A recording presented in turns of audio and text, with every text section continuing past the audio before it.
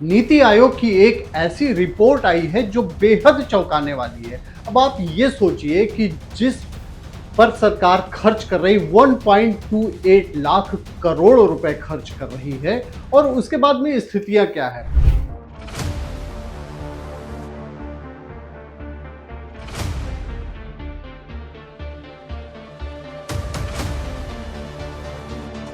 नीति आयोग ने पूरी पोल खोल कर रख दी है और सबसे बड़ी जो चिंता की बात है कि सरकारी स्कूलों में ड्रॉप आउट्स लगातार बढ़ता जा रहा है। 10 में से 4 बच्चे सेकेंडरी एजुकेशन तक आते आते पढ़ाई छोड़ देते। सोचिए कितने बड़े चिंता की बात यह है। नीति आयोग ने क्या रिपोर्ट दी है और नीति आयोग का काम क्या है, इस पर हम डिटेल में बात करेंगे। नमस्कार, मैं हूं राजीव, आप देख रहे हैं आपकी खबर। आज की जो खबर है वो ये है कि नीति आयोग ने जो काम क्या करती है इसके बारे में पहले बात कर लेते हैं। नीति आयोग क्या करती है? रिफॉर्म्स के लिए, एजुकेशन पॉलिसी के लिए और सारे उसके लिए पॉलिसी बनाती है और उसके बाद में उसका आउटकम क्या आया है यह भी देखती है। तो जो अभी 2025 की जो रिपोर्ट आई है नीति आयोग की, उसमें 2025-26 की जो रिपोर्ट आई है उसमें यह कहा गया है कि जो सरकारी स्कूल हैं इसमें लगातार एक तो ड्रॉप आउट बढ़ता ही जा रहा है। 2005 से लेकर 2025 तक के अगर आंकड़े पर हम देखेंगे तो जो डेटा है वो बेहद चौंकाने वाला है।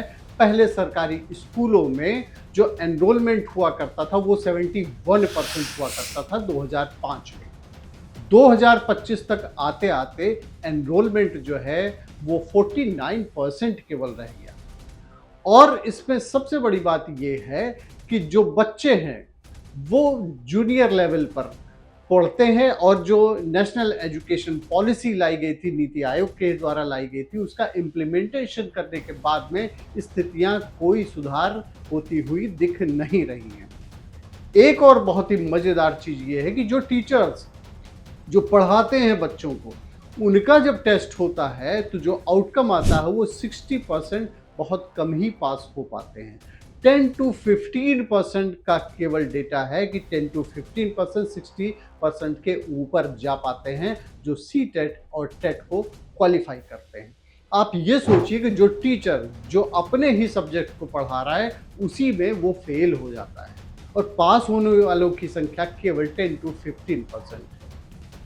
ड्रॉप आउट की अगर हम बात करें, स्कूल में जो इंफ्रास्ट्रक्चर है इसकी हम बात करें तो इंफ्रास्ट्रक्चर लगातार सुधरता ही जा रहा है, लेकिन उसके बावजूद बच्चों को कोई अपने सरकारी स्कूल में पढ़ाना नहीं चाहता है, जबकि वहाँ एजुकेशन फ्री है, उसके बावजूद नहीं पढ़ाना चाहता है। और अगर ये आप देखेंगे जो ट्रेंड चेंज हो रहा है 2005 से 2025 तक का जो ट्रेंड चेंज हो रहा है उसमें ये है कि जो लोअर मीडियम क्लास फैमिली है और मीडियम क्लास फैमिली है वो प्राइवेट स्कूल्स की तरफ शिफ्ट कर रहे हैं। प्राइवेट स्कूल्स में एनरोलमेंट लगातार बढ़ता जा रहा है, लेकिन गवर्नमेंट के स्कूल में वो लगातार घटता ही जा रहा है। नीति आयोग ने ये जो रिपोर्ट दी है ये बेहद चिंताजनक है। सरकार के लिए सबसे बड़ी जो चुनौती है, जो चुनौती ये है कि किस तरीके से ड्रॉप आउट रोके।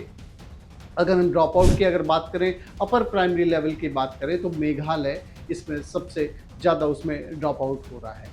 सेकेंडरी अगर हम बात करें तो उसमें बिहार, वेस्ट बंगाल की स्थिति बेहद खराब है। कमोबेश यही स्थितियां सारे प्रदेशों की है।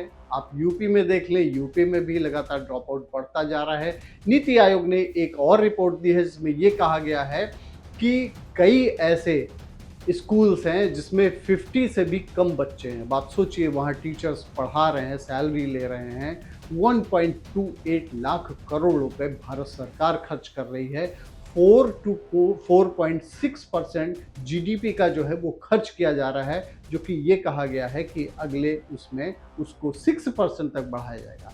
लेकिन जब आउटकम ही नहीं आ रहा है तो ऐसे जगहों पे पैसे लगाना, सरकार जो पैसे लगा रही है उसका कोई आउटकम ही नहीं आ रहा है, तो ये भी सोचने वाली बात है, क्योंकि ये पैसा जनता का है। प्राइवेट स्कूल्स वही क्वालिटी एजुकेशन दे रहे हैं जबकि उनके यहाँ वो लोग नहीं है। यहाँ भारी भरकम फौज होती है, आईएएस लेवल के कई सारे ऑफिसर्स डिपार्टमेंट को रन करते हैं। सी टेट और टेट क्वालिफाई करने के बाद में टीचर्स वहाँ जाते हैं, उसके बावजूद स्थितियाँ ऐसी क्यों है?